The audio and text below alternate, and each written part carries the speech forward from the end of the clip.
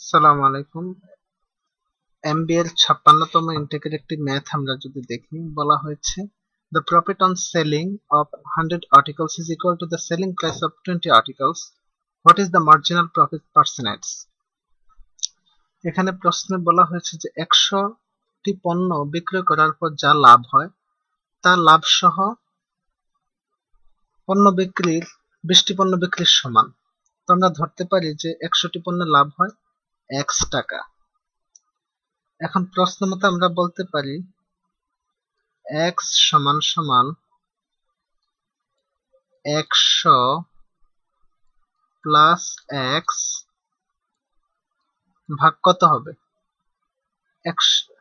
20টি আর্টিকেলের সমান, যেহেতু 100-র মধ্যে 20 হচ্ছে 5 ভাগের একবার, তাহলে 100 প্লাস x বাই 5 বা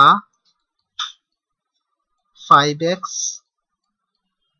ইকুয়াল টু 100 প্লাস x, অথবা 5x আর x কে এখানে নিয়ে আসলে হয়ে যায় 4x ইকুয়াল টু 100। সুতরাং x ইকুয়াল টু হয়ে 100 ডিভাইড 4 সমান সমান 25। সুতরাং 100 টাকায় লাভ আসলে 25%। সঠিক উত্তর বি।